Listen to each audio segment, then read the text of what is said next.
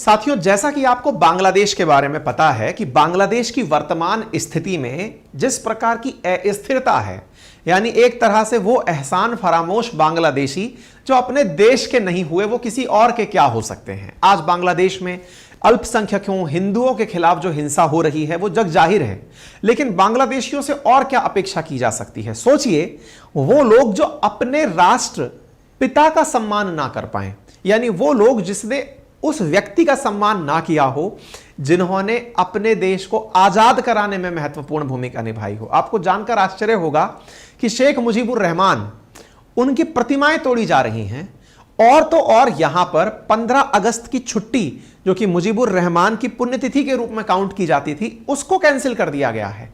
यानी कि यह देश अपने ही देश को बनाने वालों को याद नहीं रख रहा, तो फिर इन लोगों से कोई ज्यादा अच्छे की क्या अपेक्षा की जा सकती है। लेकिन हां, इस देश ने अपने आप के लिए एक अच्छा चेहरा चुना है। अच्छा मैं क्यों बोल रहा हूं? दुनिया ने जिसे अच्छा कहा वो एक नोबेल शास्त्री है, नोबेल पुरस्कार विजेता हैं, उनको इन्होंने अंतरिम सरकार का हेड बनाया है। ऐसे में आज हमारा सेशन इस बात पर है कि दुनिया में क्या कभी ऐसा वाकई में हुआ है कि जिन्हें नोबेल पुरस्कार मिले हुए हों उन्हें सत्ताएं दी गई हों। देखिए, दो बातें अलग हैं।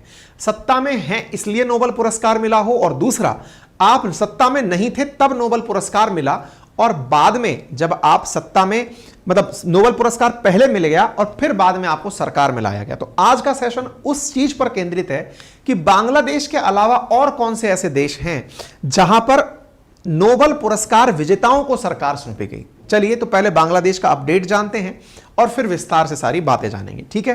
तो जैसा आप जान रहे हैं कि बांग्लादेश के अंदर शेख हसीना के प्रति जो गुस्सा है वो तस्वीरों से आपस में बयां होता ही है, लेकिन इसी बीच में इनकी अंतरिम सरकार के हेड के रूप में मोहम्मद यूनुस को सरकार दे दी गई है। मोहम्मद यूनुस जैसे ही सरकार बनते हैं, हेड बनते हैं, अंतरिम गवर्नमेंट के अंदर चीफ एडवाइजर इन्हें नियुक्त किया जाता है। इन्होंने अपनी तरफ से कोर्ट से कह करके मर्डर का केस चालू करवा दिया शेख हसीना के ऊपर कि इन्होंने बच्चों के, छात्रों के साथ में जो अत्याचार हुए उसके लिए शेख हसीना जिम्मेदार थी और उनके लिए उन पर मर्डर का केस चलाया जाए। शेख यूनुस ने एक काम, ये क्या नाम है, मोहम्मद यूनुस ने एक काम और समझदारी भरा किया, और वो ये कि इनके ऊपर जो खुद के ऊपर केस लगे थे वो सत्ता में आते ही सबसे पहले खुद पर लगे केस हटवाए कि भाई हटवाओ, पहले अपन को फ्री करो और जो यहां नहीं है उन पर केस करो। खैर साहब, ये बांग्लादेशियों ने कर दिया। ऐसे में इनके ऊपर क्राइम अगेंस्ट ह्यूमैनिटी का चार्ज लगाया गया शेख हसीना के ऊपर। बांग्लादेश ने बकायदा 15 अगस्त की जो बंगबंधु असैसिनेशन से जुड़ी हुई, यानी शेख मुजीबुर रहमान की हत्या से जुड़ा हुआ जो दिन था, जिसको आप एक तरह से शहीद दिवस के तुल्य मान सकते हैं, जैसे भारत के अंदर महात्मा गांधी जी के लिए जनवरी 30 को कंसीडर किया जाता है, ऐसे ही इस दिवस की छुट्टी को इन्होंने रद्द कर दिया। बकायदा इस देश ने उन लोगों के खिलाफ भी अपना गुस्सा निकाला जो इनके देश के साथ कभी साथ खड़े रहे हों। बांग्लादेश के साथ लंबे समय तक भारत रहा है। ऐसे में इन्होंने भारत और भारत को ध्यान में रखते हुए अपने देश की हिंदू माइनॉरिटी के साथ बहुत जबरदस्त तरीके से, मतलब बहुत ही बकवास व्यवहार किया, जिसके बारे में खुद प्रधानमंत्री के द्वारा लाल किले की प्राचीर से 15 अगस्त को मैसेज दिया गया और कहा गया कि हम बांग्लादेश की सिचुएशन पर नजर रखे हुए हैं और विशेष रूप से 140 करोड़ भारतीय बांग्लादेश में हिंदुओं और अल्पसंख्यकों के साथ हो रहे बर्ताव पर नजर बनाए हुए हैं। प्रधानमंत्री ने अपने भाषण में कल जब लाल किले की प्राचीर से इस बात को बोला तो यह भारत के रुख को दर्शाता है कि भारत हिंदुओं के खिलाफ हो रही हिंसा को लेकर के बहुत ही संवेदनशील है और बहुत ही सजग है। प्रधानमंत्री ने कल लाल किले की प्राचीर से इस बात को बोला। इसके चलते यूनुस, जो बांग्लादेश के अंदर बने हुए अंतरिम सरकार के एडवाइजर हैं, ये हिंदुओं से जाकर बाकायदा मिले और मिलने के बाद में इन्होंने अपनी सरकार की तरफ से कहा कि हम आपके साथ हैं। हिंदुओं के बारे में कहा कि आपको बांग्लादेश में प्रॉपर वैसे ही अधिकार मिलेंगे जो औरों को मिले हुए हैं। इस प्रकार से इन्होंने हिंदुओं के बीच में जाकर के अपनी तरफ से अपनी बातें रखी। कुल मिलाकर के जो अल्पसंख्यकों के साथ हो रहा बर्ताव है, असल में वो हसीना के प्रति गुस्सा है, क्योंकि हसीना भारत में शरण ले ली। ऐसे में उन लोगों को गुस्सा भारत के प्रति और भारत को यह मानते हुए कि यहां पर हिंदू बहुसंख्यक हैं। हालांकि भारत अपने आप को सेक्युलर राष्ट्र कहता है, दुनिया वाले इसको हिंदू राष्ट्र के रूप में ही शायद देखना चाहते हैं, इसीलिए वो हिंदुओं के प्रति ज्यादती कर रहे हैं। ऐसे में हिंदुओं के प्रति हो रही ज्यादती पर भारत की प्रतिक्रिया बांग्लादेश को संभवतः सुकून देती होगी कि देखो, हमने इनकी उस नस को दबाया जिससे भारत वालों को दुख हुआ। भारत की यह प्रतिक्रिया और भी गहरी होनी चाहिए। बांग्लादेश को उस भाषा में समझाना चाहिए जिस भाषा में उन्हें यह बात समझ में आए कि यह करके उन्होंने अच्छा नहीं किया। खैर, फिलहाल के लिए हम आपके आज के सेशन में आगे बढ़ते हैं और जानने का प्रयास करते हैं कि जो व्यक्ति फिलहाल मोहम्मद यूनुस अंतरिम सरकार के अंदर चीफ एडवाइजर के पद पर आकर बैठे हैं, जिन्हें नोबेल शांति पुरस्कार मिला था, नोबेल शांति पुरस्कार मिला था ग्रामीण बैंक और यूनुस सोशल बिजनेस के लिए, इन्हें फिलहाल के लिए यहां की सत्ता में जगह दी गई है। ये बांग्लादेश के एक प्रमुख अर्थशास्त्री हैं, सामाजिक उद्यमी हैं और नोबेल शांति पुरस्कार विजेता हैं। इनका जन्म 1940 में चिटगांव के अंदर हुआ। ये ढाका विश्वविद्यालय से अर्थशास्त्र की पढ़ाई की। उसके बाद में वेंडरबिल्ट विश्वविद्यालय अमेरिका से जाकर इन्होंने पीएचडी की। गरीबी उन्मूलन के लिए इन्होंने कार्य किया और गरीबों के लिए सूक्ष्म ऋण की अवधारणा को इन्होंने प्रस्तुत किया। इनकी पहल से लाखों लोगों की जिंदगी में बदलाव आया। इस पर कंप्लीट डिटेल हमने 12 अगस्त को ही अपनी पाठशाला.com के अंदर आप लोगों के साथ साझा कर दी है। अगर आप चाहें तो हमारी वेबसाइट पर जाकर इसे विजिट कर सकते हैं कि कौन है मोहम्मद यूनुस। हमने अपनी वेबसाइट पर रोजाना करंट अफेयर्स के अपडेट डालना शुरू कर दिया है।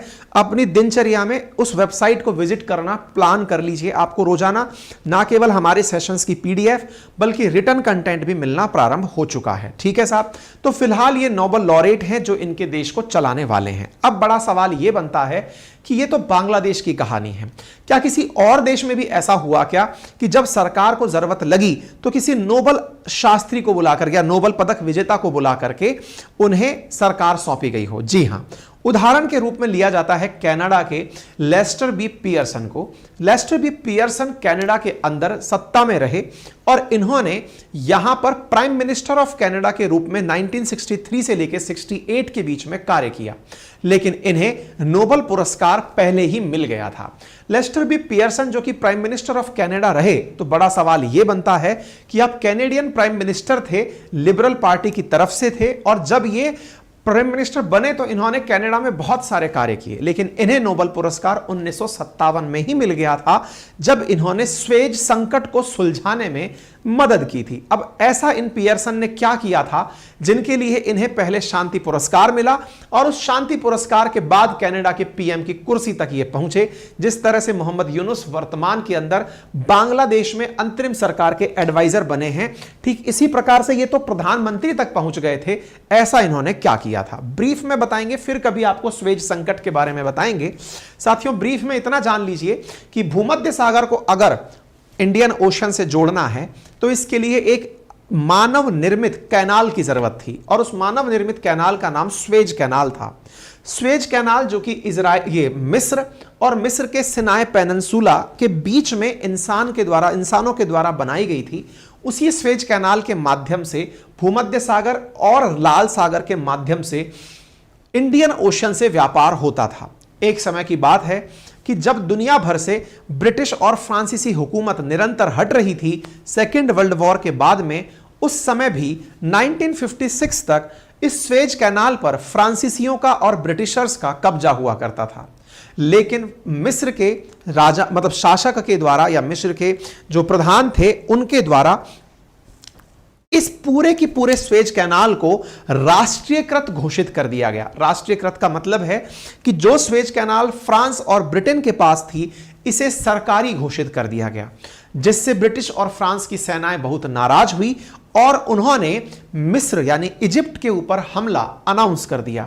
1956 के अंदर अब्दुल नासिर के नाम से जो इजिप्ट के प्रेसिडेंट थे, उन्होंने जिस प्रकार से इस कैनाल को अपनी धरोहर घोषित कर दिया, इससे फ्रांसीसी और ब्रिटिशर्स बहुत नाराज हुए और इस नाराजगी के चलते यह माना गया कि अब कभी भी इजिप्ट के ऊपर या मिस्र के ऊपर हमला हो सकता है। इसी हमले को रोकने में इनकी पियर्सन की महती भूमिका थी। यह खबर है इजिप्ट नेशनलाइज्ड स्वेज कैनाल, यानी इन्होंने इसे अपना घोषित कर दिया और उसके बाद यह अपेक्षा की जाने लगी कि यह देश कभी भी इस पर हमला कर सकते हैं। ऐसे में पियर्सन ने यूएन में मध्यस्थता की दरखास्त की। यूएन से कहा कि इजिप्ट की रक्षा की जाए। इधर दूसरी तरफ से रशिया यूनाइटेड नेशंस में वीटो लेकर पहुंच गए कि अगर मिस्र पर किसी प्रकार का हमला हुआ तो मैं उस समय मिस्र के साथ खड़ा रहूंगा। ऐसे में दो देशों के बीच के टसल को, यानी यह मानकर चलिए कि दो सुपर पावर्स के बीच, जिसमें एक तरफ अमेरिका और एक तरफ यूएसएसआर था, कोल्ड वॉर के एरा में इस युद्ध को रोकने में बड़ी मजबूती मिली। इस स्थिति के परिणाम स्वरूप पियर्सन यूनाइटेड नेशंस के अंदर इस कैनाल की रक्षा के लिए यूएस पीस कीपिंग फोर्सेस भिजवाने में कामयाब हुए। इसी के चलते हुए इन्हें नोबेल शांति पुरस्कार 1957 दिया गया कि इन्होंने इस प्रकार की मध्यस्थता करी कि इनकी मध्यस्थता के चलते इस पर्टिकुलर क्षेत्र पर यूनाइटेड नेशंस ने अपनी तरफ से शांति सेनाएं भेजी जिन्होंने युद्ध को नहीं होने दिया। इसके चलते इन्हें सम्मान के रूप में शांति पुरस्कार दिया गया और आगे चल करके ये फिर ब्रिटेन के पीएम बने। ये यहां पर आपको बैठे हुए दिखाई दे रहे हैं। ठीक है साहब, चलिए एक और व्यक्ति की तरफ चलते हैं जिनका नाम है लेच वॉलेसा, जो पोलैंड के रहने वाले हैं। लेच वॉलेसा भी इसी प्रकार से नोबेल पीस पुरस्कार प्राप्त किए थे। बाद में चल करके ये पोलैंड के अंदर राष्ट्राध्यक्ष बने, प्रेसिडेंट बने। 1990 से 95 के बीच में ये पोलैंड के राष्ट्राध्यक्ष या प्रेसिडेंट रहे। क्या था लेच वॉलेसा की कहानी? कहते हैं इन्हें भी पीस पुरस्कार मिला, लेकिन उससे पहले पोलैंड के बारे में थोड़ा सा जान लेते हैं। पोलैंड थोड़ा सा यूएसएसआर से प्रेरित हुआ करता था। एक समय की बात है, पोलैंड के ऊपर बहुत अधिक प्रभाव सोवियत रूस का हुआ करता था। सोवियत रूस के प्रभाव के चलते साम्यवादी क्रांति बहुत जोरों से चलती थी। यहां पर उद्योगों के अंदर होने वाली जो भी विरोध या हड़ताल होती थी उन्हें दबा दिया जाता था। लेच वॉलेसा वो व्यक्ति बने जिन्होंने 1990 से 95 के बीच में प्रेसिडेंट बनने से पहले 1926 के बाद से अपने जीवन काल में एक उद्योग के अंदर या फिर एक इंडस्ट्री के अंदर लेबर के रूप में काम किया और लेबर यूनियन के हेड बनकर हड़तालों को या फिर प्रोटेस्ट को चेहरा दिया। ये वो व्यक्ति थे जो कि लेबर यूनियन का चेहरा बनकर के जगह जगह खड़े होकर के मजदूरों की आवाज बनकर खड़े हुए और इन्होंने पोलैंड के अंदर मजदूर एकता को बल दिया, जिसके परिणाम स्वरूप यहां से यूएसएसआर का प्रभाव हटा, सत्ता परिवर्तन हुआ और जनता ने इन्हें ही अपना राष्ट्रपति चुन लिया। तो ये जो लेच वॉलेसा हैं, इन्हें भी इनके इस कार्य के चलते हुए पहले ही ये पुरस्कार दे दिया गया था, यानी कि वॉलेसा को नोबेल पुरस्कार से पहले ही नॉमिनेट कर दिया गया था, शांति पुरस्कार से नॉमिनेट कर दिया गया था। इसके बाद में इन्हें क्या बोलते हैं ना, ये राष्ट्रपति का पद ऑफर किया गया था। तीसरा केस है आंग सान सू की का। आंग सान सू की जो कि भारत के पड़ोसी देश म्यांमार से बिलोंग करती हैं। आप भी लंबे समय से, अगर दुनिया में लॉन्गेस्ट पॉलिटिकल प्रिजनर्स की बात की जाए तो नेल्सन मंडेला और आंग सान सू की का नाम आता है। आंग सान सू की जो 27 साल जेल में पूरे कर चुकी हैं, इन्हें भी नोबेल शांति पुरस्कार दिया गया। बाद में ये निकल करके म्यांमार की राष्ट्राध्यक्ष बनी।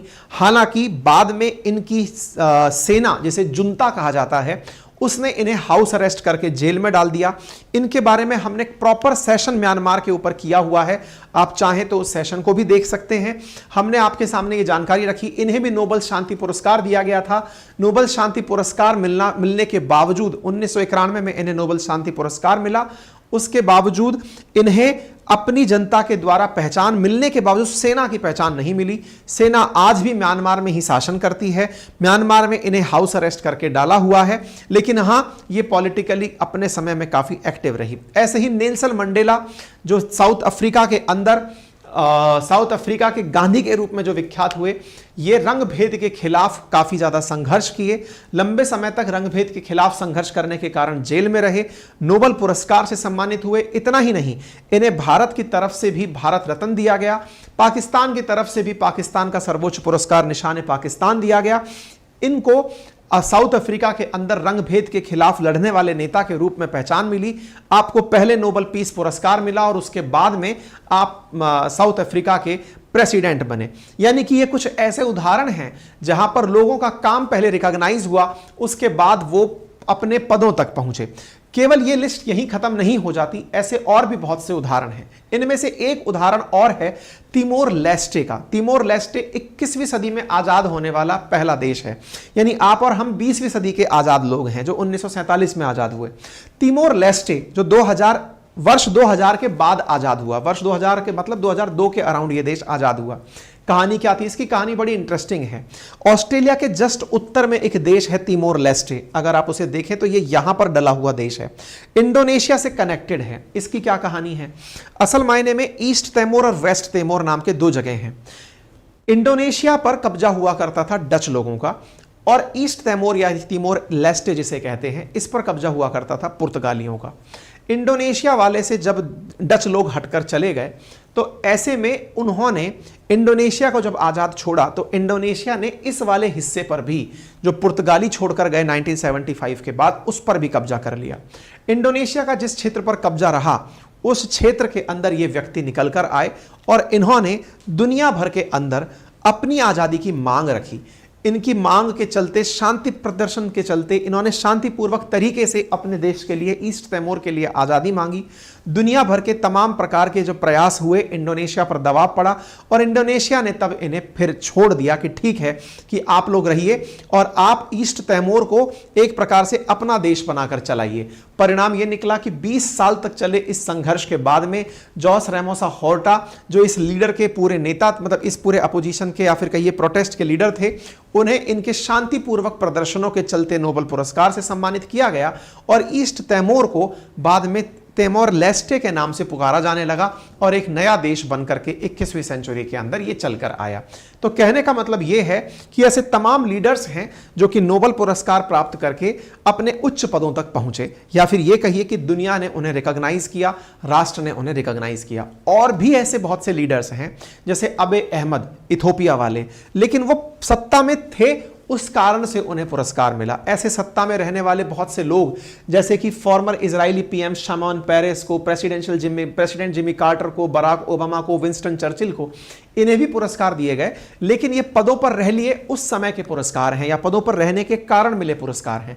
जो चर्चा हमने की मोहम्मद यूनुस टाइप के लोगों की, जो पहले पुरस्कार प्राप्त किए फिर सत्ता तक पहुंचे, ये जानकारी आपको कैसी लगी जरूर कमेंट बॉक्स में बताइएगा। ठीक है साहब, यदि आप में से कोई भी साथी हमारे फाउंडेशन बैच में ज्वाइन करना चाहता है तो अपनी पाठशाला पर रिकॉर्डेड बैच मेरे उपलब्ध हैं जीए फाउंडेशन के, आप उसे जाकर ज्वाइन कर सकते हैं। हिंदी इंग्लिश दोनों भाषाओं में कोर्स उपलब्ध है। साथ ही साथ हमारी वेबसाइट अपनी पाठशाला.com पर नियमित रूप से आपको रिटर्न में बहुत ही बेहतरीन कंटेंट पढ़ने के लिए भी उपलब्ध कराया जा रहा है। साथ ही साथ टेस्ट सीरीज भी बहुत ही नॉमिनल कीमत पर साल भर की वैलिडिटी के साथ अलग अलग एग्जाम्स में उपलब्ध कराई जा रही है, आप उन्हें एक्सेस कर सकते हैं।